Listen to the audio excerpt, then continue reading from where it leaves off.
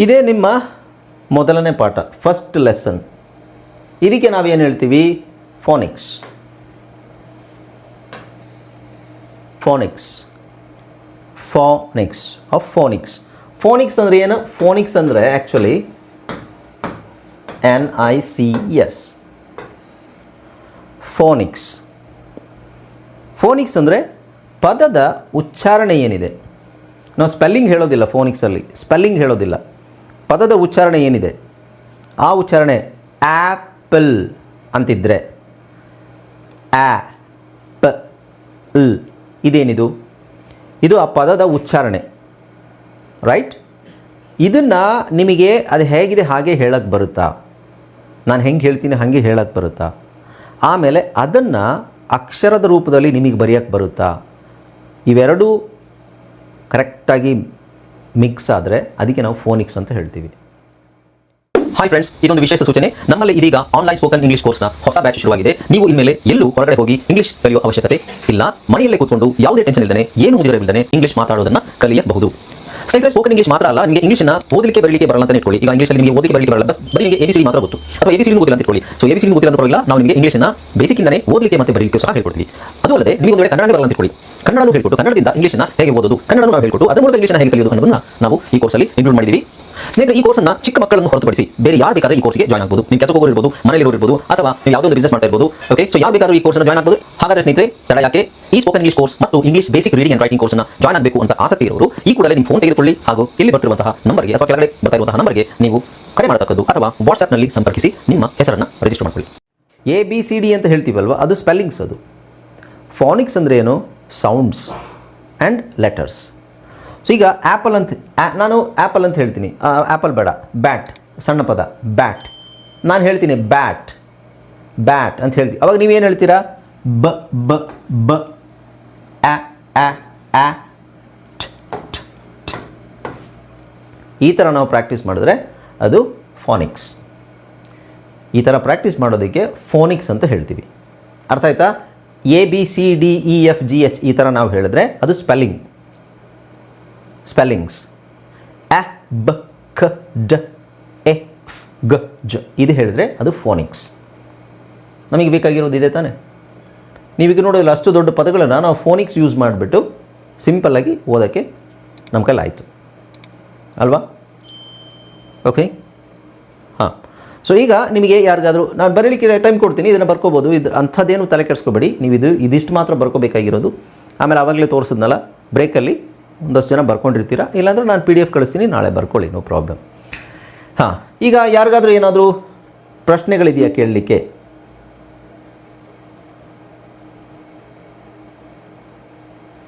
Difference ಗೊತ್ತಾಯ್ತಲ್ಲ? ಇದು ಹೆಸರು, ನೇಮ್ಸ್. ಇದು ಪ್ರೊನೌನ್ಸಿಯೇಷನ್. ಇದೇ ಬರೋದು ನಿಮಗೆ. ಇದು ನಮಗೆ ಬೇಕಾಗಿರೋದು ಸ್ಪೆಲ್ಲಿಂಗ್ ಹೇಳಲಿಕ್ಕಷ್ಟೇ, ಬಟ್ ಓದೋಕ್ಕೆ ಬರೆಯೋಕ್ಕೆ ನಮಗೆ ತುಂಬ ಮುಖ್ಯವಾಗಿ ಬೇಕಾಗಿರೋದು ಇದು. Any questions? ಯಾರಿಗಾದರೂ ಪ್ರಶ್ನೆ ಇದೆಯಾ?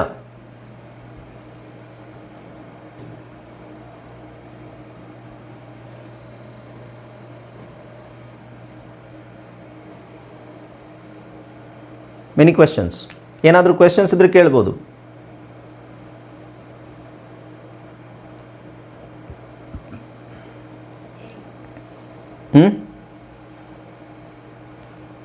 ನಿಮಗೆ 70% ಇಂಗ್ಲೀಷ್ ಬಂದಂಗೆ. ಈಗ ನೀವು 70% ಇಂಗ್ಲೀಷ್ ಕಲ್ತಂಗೆ ಒಂದೇ ಕ್ಲಾಸಲ್ಲಿ ನೀವು 70 ಈ ಪದನ ನಾಳೆ ಕೂತ್ಕೊಂಡು ಕರೆಕ್ಟಾಗಿ ನೀವು ಕೂತ್ಕೊಂಡು ಬರೆದ್ರೆ ಎಲ್ಲ ಪದಗಳನ್ನು ಈಸಿಯಾಗಿ ಓದ್ಬೋದು, ಹಾಗೆ ಬರೀಲೂಬೋದು. ಒಂದು 2 ದಿನ ಪ್ರಾಕ್ಟೀಸ್ ಮಾಡಿದ್ರೆ ಇವೆಲ್ಲ 6 ಪದಗಳು ನಾನು ಏನು ಹೇಳಿದೆ ಸ್ಟಾರ್ಟಿಂಗಲ್ಲಿ, 6 ಪದಗಳು ಈಸಿಯಾಗಿ ಬರೀಲೂಬೋದು, ಓದಲೂಬೋದು ನೀವು. ಹಾಗೆ ಆ ಥರದ್ದು ಬಹಳ ಪದಗಳು ನಾನು ಸಿಂಪಲ್ ಆಗಿರೋ ವರ್ಡ್ಸನ್ನು ಕೊಟ್ಟರೆ ದೊಡ್ಡದಾಗಿರುತ್ತೆ, ಬಟ್ ಸಿಂಪಲ್ ಆಗಿರುತ್ತೆ. ನೀವು ಒಂದು ವಾರ ಕರೆಕ್ಟಾಗಿ ಪ್ರಾಕ್ಟೀಸ್ ಮಾಡಿದ್ರೆ ಈಸಿಯಾಗಿ 70% ಇಂಗ್ಲೀಷಲ್ಲಿ ಬಂದುಬಿಡುತ್ತೆ ನಿಮಗೆ. ಆದರೆ 30% ಇದೆಯಲ್ಲ, 30% ಓದೋದೇ ನಮಗೆ ಸ್ವಲ್ಪ ಕಷ್ಟ ಅಲ್ಲ, ಟೈಮ್ ತಗೊಳ್ಳುತ್ತೆ. ಕಷ್ಟನ ಈಸಿ ಮಾಡಲಿಕ್ಕೇ ನಾವು ಮೆಥಡ್ ಕಂಡು ಹಿಡ್ಕೊಂಡು ನಾವು ಪ್ರಾಕ್ಟೀಸ್ ಮಾಡಿಸ್ತಾ ಇರೋದು. ನಿಮಗೆ ಸಿಂಪಲಾಗಿ ಇನ್ನೊಂದು ಹೇಳ್ತೀನಿ ನೋಡಿ. ಇದರಲ್ಲಿ ಬರದೇ ಇರುವಂಥದ್ದು ನೀವು ಕೇಳ್ಬೋದು, ಸರ್ 30%ಅಲ್ಲಿ ಏನು ಬರುತ್ತೆ? ಎಕ್ಸಾಂಪಲ್ ಕೊಡ್ತೀನಿ ಒಂದು. ಈಗ ನಾವು ಒಂದೊಂದು ಅಕ್ಷರಗಳನ್ನು ಓದ್ತಾ ಇದ್ದೀವಲ್ವಾ, ಇಲ್ಲಿ ಒಂದೊಂದು ಅಕ್ಷರನ ಉಚ್ಚಾರಣೆ ಮಾಡ್ತಾ ಇದ್ದೀವಿ. A B K D F ಅಂತ ಒಂದೊಂದು ಅಕ್ಷರಗಳನ್ನು ಉಚ್ಚಾರಣೆ ಮಾಡಿ ಅದನ್ನು ಕೂಡಿಸ್ತಾ ಇದ್ದೀವಿ. ಈಗ ಇದು ಒಂದೊಂದು ಓದ್ತಾ ಇದ್ದೀವಿ, ಇಲ್ಲಿ ಕೂಡಿಸ್ತಾ ಇದ್ದೀವಿ ಅಲ್ವಾ, ಇದು ಒಂದೊಂದು ಓದ್ತಾ ಇದ್ದೀವಿ, ಇಲ್ಲಿ ಕೂಡಿಸ್ತಾ ಇದ್ದೀವಿ. ಬಟ್ ಇಂಗ್ಲೀಷಲ್ಲಿ ಕೆಲವು ಕಾಂಬಿನೇಷನ್ಸ್ ಇದೆ, ಅಕ್ಷರಗಳ ಕಾಂಬಿನೇಷನ್. ಒಂದು ಹಂತ ಆದಮೇಲೆ ನೀವು ಈ ಫೋನಿಕ್ಸ್ 70% ನಿಮಗೆ ಇಂಗ್ಲೀಷಲ್ಲಿ 70% ಓದ್ಲಿಕ್ಕೆ ಬಂತು, ಬರೀಲಿಕ್ಕೆ ಬಂತು. ಈಗ ಇನ್ನು ಉಳಿದಿರೋ 30%ಏನು ಕಾಂಬಿನೇಷನ್ಸ್ ಅಂದರೆ ಅಕ್ಷರಗಳ ಗುಂಪು ಸೇರಿದಾಗ, ಕೆಲವು ಅಕ್ಷರಗಳ ಗುಂಪು ಸೇರಿದಾಗ ಅದಕ್ಕೆ ಅದರದೇ ಆದಂತಹ ಉಚ್ಚಾರಣೆ ಇರುತ್ತೆ. ಫಾರ್ ಎಕ್ಸಾಂಪಲ್, ನಾವು TION ಒಟ್ಟಿಗೆ ಬಂದಾಗ, ಕೊನೆಯಲ್ಲಿ TION ಒಟ್ಟಿಗೆ ಬಂದಾಗ ಅದನ್ನು ಒಟ್ಟಿಗೆ ಓದಬೇಕು. ಒಟ್ಟಿಗೆ ಓದೋದು ಹೇಗೆ? ಅದಕ್ಕೆ ಸಪ್ರೇಟ್ ಸೌಂಡ್ ಇದೆ, ನಾವು ಶನ್ ಅಂತ ಓದಬೇಕು. ಓಕೆ, TION ನಾವು ಟಿಗೆ ಟ, ಐಗೆ ಇ, ಆ ನ್, ಟಿಯಾನ್ ಅಂತ ಓದಬಾರ್ದು, ಇದು ಕೊನೆಯಲ್ಲಿ ಬರುವಂಥದ್ದು. ಸೊ TION ಬಂದಾಗ ಏನಂತ ಓದಬೇಕು? ಶನ್. ಓಕೆ, ಅದೇ CIAL ಇದು ಕಾಂಬಿನೇಷನ್. ಇದಕ್ಕೆ ನಾವು ಫೋನೋಗ್ರಾಮ್ಸ್ ಅಂತ ಹೇಳಿದ್ವಿ. ಕಾಂಬಿನೇಷನ್ ಅಲ್ಲಿ ಲೆಟರ್ ಕಾಂಬಿನೇಷನ್ ಒಟ್ಟಿಗೆ ಬರುತ್ತೀವು. ಒಟ್ಟಿಗೆ ಬಂದಾಗ CIAL ಸಿಯಾಲ್ ಅಂತ ಓದಬಾರ್ದು, CIAL ಶಲ್. ಅರ್ಥ ಆಯ್ತಾ? ಸೊ ಈ ಥರದ ವಿಷಯಗಳು ಬಹಳ ಇದ್ದಾವೆ, ಕಾಂಬಿನೇಷನ್ಸ್ ಓದಬೇಕು. ಅದು ಕಾಂಬಿನೇಷನ್ಸು ನಾನು ಯಾವ್ಯಾವ ಕಾಂಬಿನೇಷನ್ಸ್ ಬರುತ್ತೆ ಇಂಗ್ಲೀಷಲ್ಲಿ ಅದೆಲ್ಲ ಕಾಂಬಿನೇಷನ್ಸ್ದು ನಿಮಗೆ ಪಾಠ ಇರುತ್ತೆ. ಆವಾಗ ಈ ಕಾಂಬಿನೇಷನ್ನ ಒಟ್ಟಿಗೆ ಓದಿದಾಗ ಏನಾಗುತ್ತೆ? ಈಸಿ ಆಗುತ್ತೆ. ನಾವು ಒಂದೊಂದು ಅಕ್ಷರ ಓದೋ ಅವಶ್ಯಕತೆ ಇಲ್ಲ. ಇಲ್ಲಿ CIAL ಬಂತ ಶಲ್, TION ಬಂತ ಶನ್. Okay right. ಈ ಥರ ವಿಷಯಗಳು 30% ಇರುತ್ತೆ ನಿಮಗೆ. ಇನ್ನೊಂದು ಪದ ಇದೆ ನೋಡಿ, OUGH ಅಂತ ಬರುತ್ತೆ ನೋಡಿ,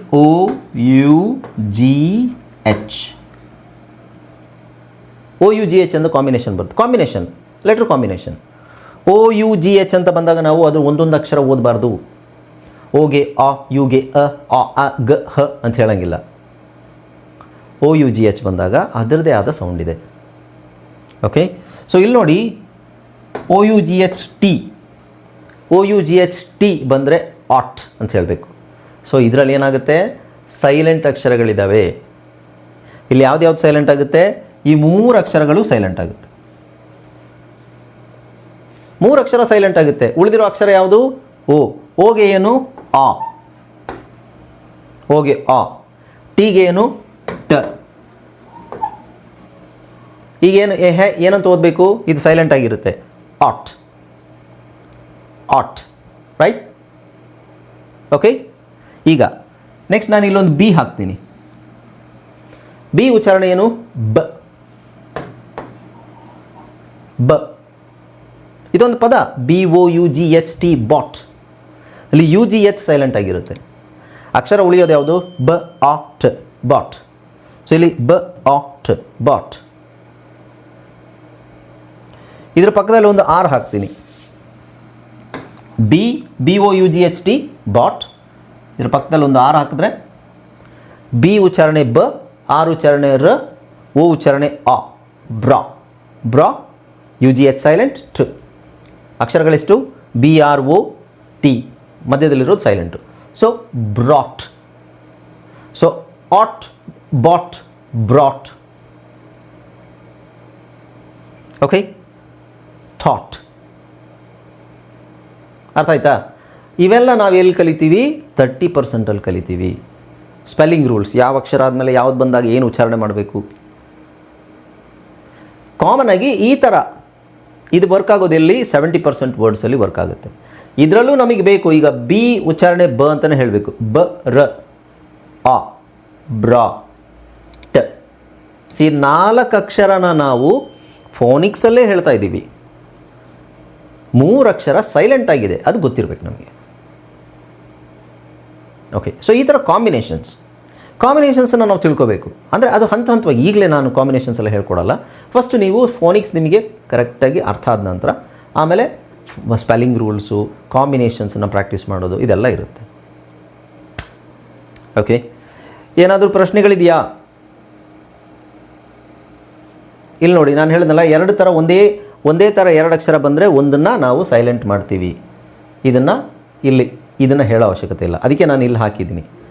ಇಲ್ಲಿ ಒತ್ತಕ್ಷರ ಹಾಕಲ್ಲ ನಾವು ಕನ್ನಡದಲ್ಲಿ. ಕನ್ನಡದಲ್ಲಿ ಒತ್ತಕ್ಷರ ಹಾಕ್ತೀವಲ್ಲ ಆ ಥರ ಇಂಗ್ಲೀಷಲ್ಲಿ ಒತ್ತಕ್ಷರ ಒಂದ್ರ ಕೆಳಗೆ ಒಂದು ಹಾಕೋದಿಲ್ಲ. Any questions? ಹಾಂ ಹೇಳಿ.